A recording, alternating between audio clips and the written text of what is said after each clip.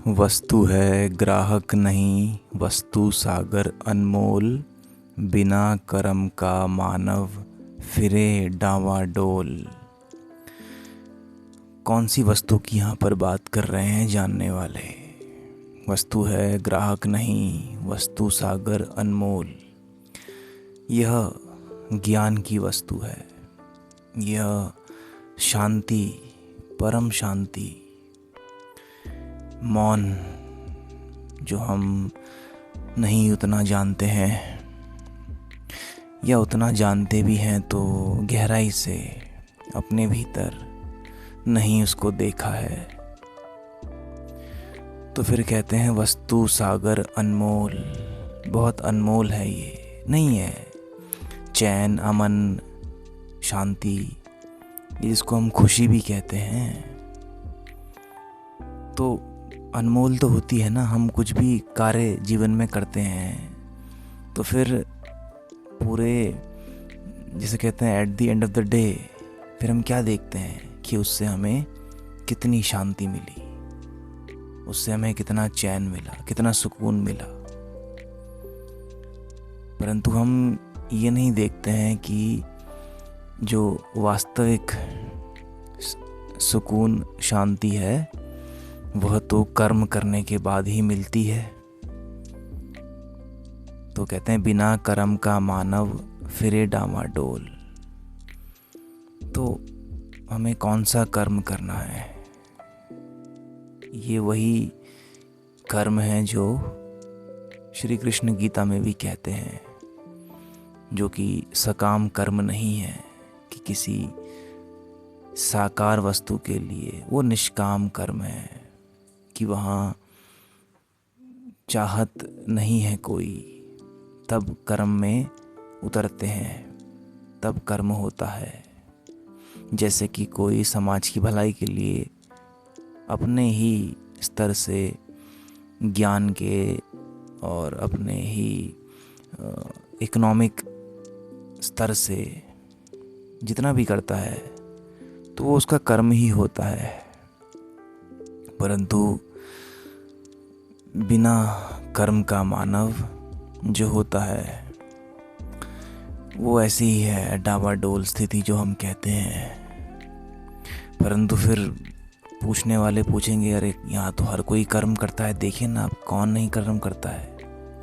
तो फिर मेरा एक सवाल है, बिल्कुल सही कह रहे हो तुम कि यहाँ तो हर कोई कर्म ही करता रहता है। बल्कि छोटे से छोटा जीव देखो आप, चींटी को भी देखो, वो भी कर्म पे लगी रहती है। वो भी चीनी के दाने को यहाँ से वहाँ उठाकर ले जाती ही रहती है। तो कर्म में तो हर कोई लगा ही हुआ है। फिर भी हमारे संसार की हालत ऐसी क्यों है? अभी आए दिन हम खबर पढ़ते रहते हैं कि यहाँ किसी महिला का रेप हो गया, वहाँ किसी का यौन उत्पीड़न हो गया, वहाँ किसी ने बलात्कार कर दिया, वहाँ किसी ने मर्डर कर दिया, वहाँ ये हिंसा हो गई, वहाँ ये हिंसा हो गई। जब सबके सब कर्म कर रहे हैं फिर भी ये सब क्यों हो रहा है? क्योंकि वह जो कर्म है वो अनमोल वस्तु के लिए नहीं है। वो कर्म भी अनमोल नहीं है। पहले तो वो सकाम कर्म है कि मुझे उससे कुछ मिल जाएगा, वो उसके लिए कर्म करते हैं। वह वस्तु सागर जो है, जो शांति है, वो जो चैन है, अमन है, वो जो दिव्यता है, वो जो आत्मिक रस है, उसके लिए नहीं है वो कर्म। तो फिर जानने वाले कहते हैं कि वस्तु है ग्राहक नहीं, ग्राहक ही नहीं मौजूद है। ग्राहक माने वो नहीं जो दुकान में खड़ा होता है कि मुझे राशन चाहिए और चावल चाहिए और दाल चाहिए। वो भी चाहिए, लेकिन उसके अलावा भी कुछ चाहिए ना हमको।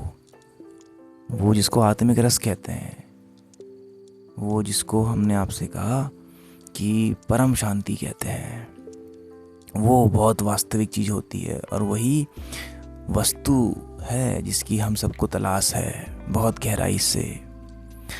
और हम देखते भी हैं जो वृद्ध जन हो जाते हैं, वही हम देखते हैं सन्यासी हुए हुए, या फिर जो सत्संग की भीड़ में दिखती है, वो सब कौन होते हैं? वृद्ध तो होते हैं। तो उन्हें दिख जाता है कि अब उम्र बीत रही है, अब मृत्यु पास है, तो फिर वो जाते हैं सही वस्तु की तरफ, फिर वो जाते हैं हरिचिंतन की तरफ, फिर वो जाते हैं सत्संग में। परंतु यह सब जितना जल्दी हो सके हमें करना चाहिए। खैर वो तो जागृति के ऊपर है। जब भी हम जागेंगे तो हम स्वतः ही उसकी तरफ भागेंगे। तभी कहा कि बिना कर्म का मानव, फिर वो कर्म स्वतः हो जाता है। फिर हम ना चाहते हुए भी स्वयं को बांध नहीं पाएंगे, और स्वयं को बांधेंगे तो फिर वो ऐसी है डावाडोल स्थिति, जैसे कि घड़ी में जो उसका पेंडुलम होता है, यहाँ से वहाँ, वहाँ से यहाँ, डावाडोल ही हम जीवन में हो जाते हैं।